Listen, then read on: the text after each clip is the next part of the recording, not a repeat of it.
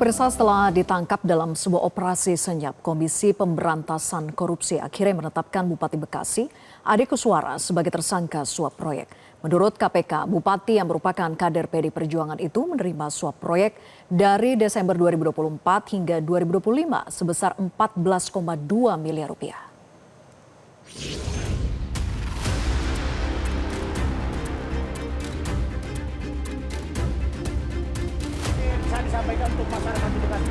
Hanya ada wajah tegang dari Bupati Bekasi, Ade Kuswara, saat akan ditahan penyidik Komisi Pemberantasan Korupsi. Tak satu pun kata yang terlontar dari bibir Ade setelah ditetapkan menjadi tersangka kasus suap proyek di pemerintahan Kabupaten Bekasi.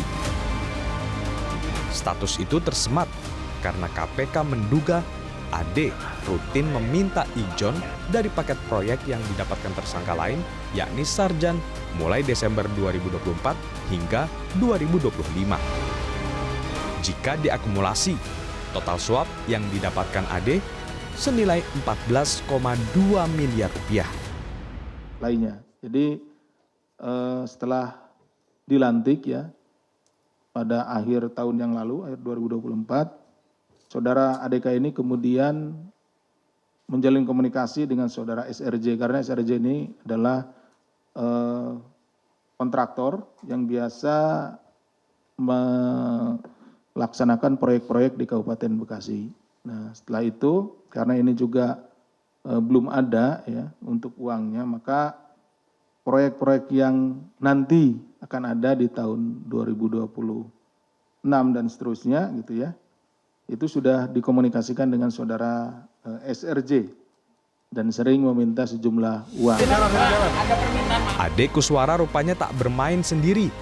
Ada sang ayah, HM Kunang, yang ikut serta meminta uang ijon. Kunang bahkan juga sering meminta uang kepada sejumlah dinas atau dari satuan kerja perangkat daerah di Kabupaten Bekasi. HMK itu perannya itu sebagai perantara. Jadi ketika SRJ ini ya diminta, nah HMK juga minta gitu. Minta kadang-kadang tanpa pengetahuan dari ADK, HMK itu minta sendiri gitu. Minta sendiri, bahkan tidak hanya ke SRJ. Tadi kan ada pertanyaan dari Mas Jaki juga ya. Ada yang beberapa disegel itu. Ya minta ke SKPD itu. Gitu. Jadi beliau jabatannya memang kepala desa, tapi yang bersangkutan itu adalah orang tua atau bapaknya dari bupati. Ade Kuswara merupakan politisi PD Perjuangan yang terpilih dari Pilkada 2024. Penangkapan Bupati Bekasi Ade Kuswara oleh KPK ini menjadi ironis karena pemerintah Kabupaten Bekasi baru saja masuk zona hijau pencegahan korupsi. Tim Liputan Metro TV.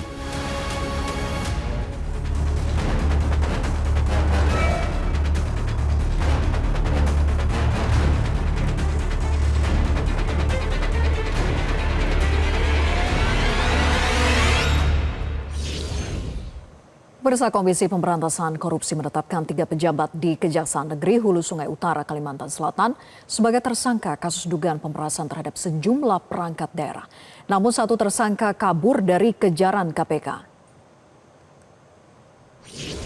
KPK menetapkan Kepala Kejari Hulu Sungai Utara Albertinus Parlinggoman Napitupulu, Kepala Seksi Intelijen Kejari HSU Asis Budianto, serta Kasidatun Kejari HSU Tri Taruna Feriadi sebagai tersangka kasus dugaan pemerasan terhadap sejumlah perangkat daerah atau SKPD. Seolah-olah ada laporan, kemudian ditindaklanjuti laporannya bahwa ada permasalahan di SKPD tersebut, kemudian dihubungilah kepala SKPD-nya. Seperti itu modusnya ya.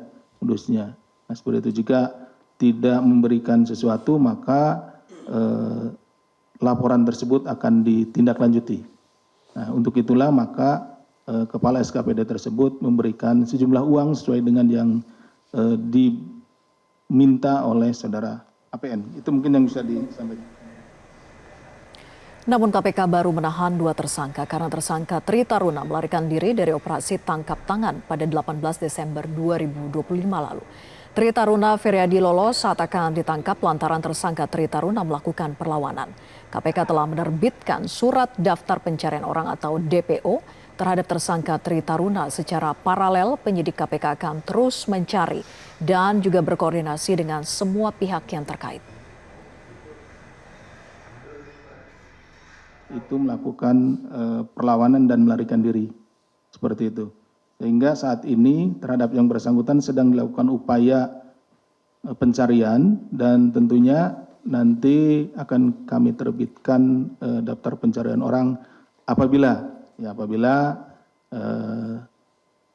pencarian ini yang sedang dilakukan tidak membuahkan hasil atau tidak ditemukan yang bersangkutan. Makanya tadi pada saat konvers kami sampaikan kepada yang bersangkutan diharapkan untuk segera menyerahkan diri atau.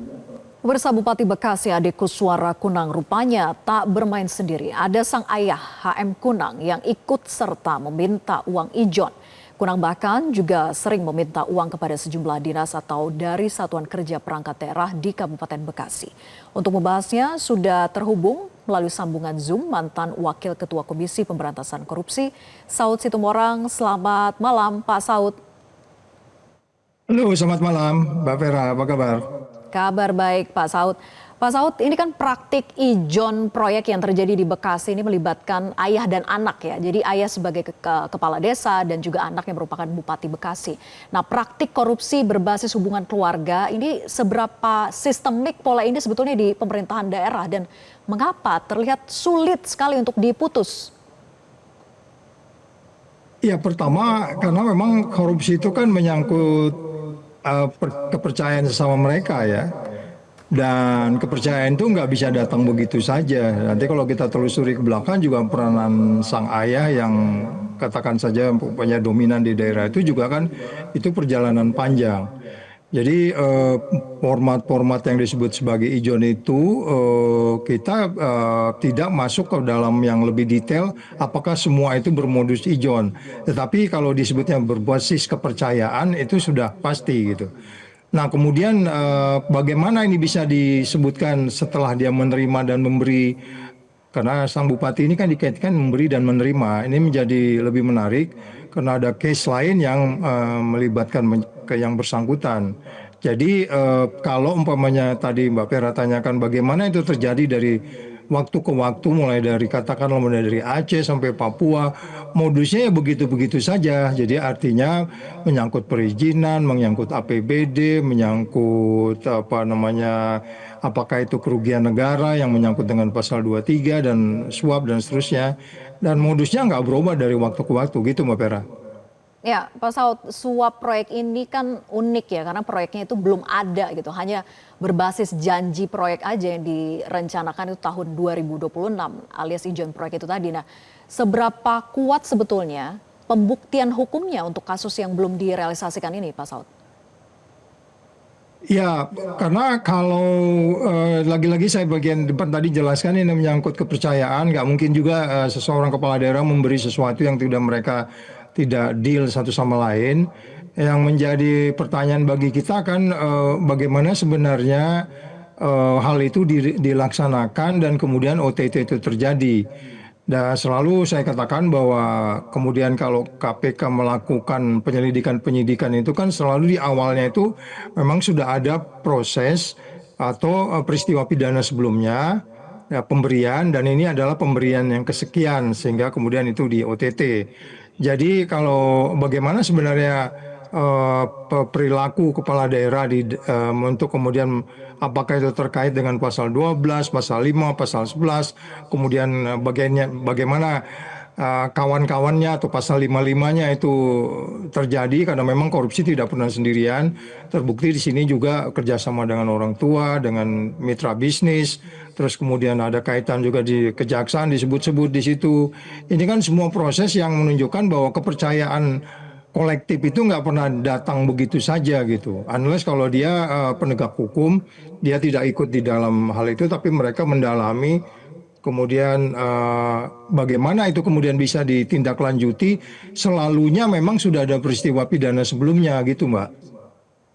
Jadi pembuktian di persidangannya walaupun nanti misalnya tersangka punya banyak alibi begitu ya, karena proyeknya kan ini belum ada begitu Pak Saud. Artinya KPK juga bisa mutlak saja bisa menang dalam persidangan karena rangkaian peristiwa yang sudah terjadi dan juga operasi tangkap tangan ya begitu. Ya, karena kalau dia dikatakan nanti pasal 23 ataupun suap, itu kan penyelenggara negara itu tidak boleh menerima kan. Memberi dan menerima janji itu aja nggak boleh, apalagi kalau memberi dan menerima uang. Janji aja itu nggak boleh gitu. Karena janji itu berisiko untuk kemudian itu, makanya unsur-unsurnya bagaimana ini bisa dikenakan kepada yang bersangkutan. Dan ketika kemudian ekspos kemarin, pimpinan tentunya hadir di situ, mereka sudah memastikan bahwa unsur-unsurnya yang dikenakan, pasal yang dikenakan kepada yang bersangkutan sudah cukup untuk kemudian mereka melakukan penyidikan. Jadi sekali lagi bahwa OTT itu sesuatu yang sangat prudent, sangat matang dan dikerjakan tidak sebagaimana kita melakukan penyelidikan yang biasa, artinya itu ada loss dalam kaitan waktu. Kemudian kita bisa lose dalam pengertian loss dan lose dalam kaitan waktu. Kalau OTT itu kan sesuatu yang sangat betul-betul pendalaman yang cukup panjang. Ya. Dan sudah ada peristiwa pidana sebelumnya. Jadi Mbak Baira bilang tadi bagaimana kita bisa buktikan di pengadilan itu sangat mudah. Karena memang itu makanya selalu orang bilang ada beberapa bahkan itu beberapa pejabat pemerintah itu KPK nggak boleh OTT itu kan karena mereka itu udah pasti masuk, bahasa saya itu masuk ke tiang gantungan gitu. Jadi nggak akan lari dari situ. OTT itu nggak gampang, Mbak. Ya, Pak Saud, ini kan rumah Kajari Kabupaten Bekasi itu disegel KPK sebagai lokasi penangkapan. Jika tidak ada kelengkapan alat bukti, segel rumah Kajari pun juga akan dibuka nantinya. Nah, ketika rumahnya ini sebagai lokasi penangkapan, apakah dugaan keterlibatan pemilik rumah itu juga harus diselidiki lebih mendalam? Ya, selalu saja kita menurut KUHP itu kan mencari terang sebuah peristiwa pidana. Kemudian perbuatan tadi pasal 55 itu perbuatan seseorang itu seperti apa.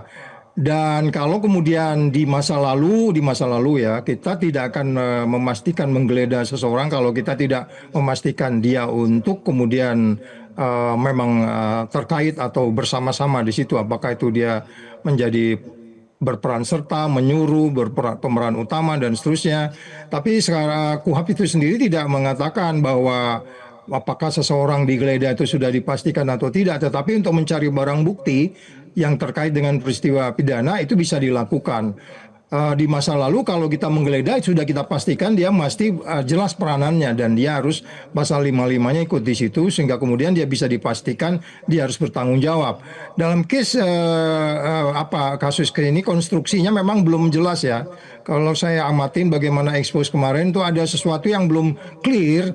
Bahkan kenapa kemudian dia masuk lewat belakang karena ada yang belum dipastikan terkait langsung, itu pembenaran ya sebenarnya. Jadi maksud saya memang peranan yang bersangkutan oknum jaksa itu seperti apa sebenarnya. Apakah kemudian dia sedang bekerja, kemudian KPK masuk juga bekerja, ini yang kita nggak jelas. Atau apakah memang dia sudah menjadi bagian yang kemudian berinteraksi dengan ayah yang bersangkutan. Artinya ada peristiwa pidana, kemudian kejaksaan ini bekerja, di tengah jalan ada proses transaksional atau peristiwa pidana, kemudian KPK masuk. Ini ada konstruksi yang belum jelas sehingga kemudian kita nggak clear sebenarnya apa peranan yang bersangkutan dan kenapa di dalam case ini kalau dia terkait langsung dengan case ini tidak kemudian ikut sama-sama dibawa ke KPK gitu Mbak Pera. Ya, peranan itu yang harusnya diungkap oleh KPK begitu ya Pak Saud. Nah, ini terkait dengan pengusaha yang sebagai pemberi suap juga ditetapkan sebagai tersangka. Apakah penindakan selama ini tuh masih kurang memberi efek jera sebetulnya bagi sektor swasta? Ya, sebenarnya kan bisnis ini kan tentulah kalau yang namanya bisnis itu sesuatu yang sebenarnya sangat kompleks dan KPK selalu ingin menjaga bahwa bisnis harus dilakukan dengan fair, dengan kompetitif, kemudian setiap orang memiliki hak yang sama, bagaimana proses pengadaan barang, itu kan sesuatu yang sudah menjadi target-targetnya KPK di dalam proses bisnis atau katakanlah tata kelola pemerintahan yang baik, dan itu selalu menjadi bimbingan KPK di semua daerah. Itu peranan dari yang disebutnya koordinator wilayah KPK di daerah. Tapi ketika kemudian itu dilakukan dengan isu transaksional, tidak dilakukan dengan proses bisnis yang baik, tidak seperti proses pengadaan barang yang dimintakan oleh lembaga pengadaan barang ya LKPP dalam hal ini, ya artinya swasta kan mereka harus hidup, mereka harus melanjutkan bisnisnya, mau nggak mau mereka melakukan sesuatu. Itu yang saya bilang nanti akan dilihat apakah ini dengan pemerasan atau dengan pengancaman atau dengan lain-lain, nanti itu penyidik akan bisa mengembangkan. Kalau kita menyerahkan saja swasta itu nggak benar juga, nanti pembangunan nggak akan jalan di negeri ini. Makanya selalu ada orang ribut juga soal bisnis adjustment rule, bahwa bisnis dilakukan dengan baik. Nah, ketika kemudian mereka harus melaksanakan bisnis, kemudian penyelenggara negara dalam hal ini bupati, gubernur, menteri mengambil sesuatu dari situ, itu yang sebenarnya merendahkan indeks persepsi korupsi kita. Karena bisnis tidak dilakukan dengan fair, bisnis tidak dilakukan dengan kesetaraan di dalam bagaimana prinsip-prinsip bisnis internasional yang kita kenal. Jadi pengusaha harus menjalankan hidupnya, tentunya juga nanti ada favoritisme di sana. Ada memihak, katakanlah ada 5 pengusaha, kenapa yang A, kenapa B, kenapa C. Apakah ini sudah dilakukan dengan benar? Nah itu yang selama ini kan sampai per hari ini kita masih menganggap itu menjadi suatu perbuatan yang beresiko di dalam pemberantasan korupsi. Padahal model-modelnya, petunjuk-petunjuknya, perpresnya bahkan itu sudah ada, tapi itu kan kita nggak pernah patuhi. Jadi omongan presiden ya dia hanya ngomong-ngomong aja kan. Ini kan presiden kan sudah hampir 30 kali ngomong, ini kan bupatinya nggak denger nih, kan begitu. Jadi saya katakan kembali lagi, ini negeri kita yang sudah sangat parah sekali, yang kemudian kita harus lebih keras lagi Mbak, dan perlu orang yang banyak di KPK. Gitu Mbak Vera. Baik, terima kasih Pak Saud atas diskusinya. Sebetulnya masih banyak yang ingin kita bahas, tapi waktunya sudah terbatas. Terima kasih sudah bergabung. Selamat malam. Jelajahi cara baru mendapatkan informasi. Download Metro TV Extend sekarang.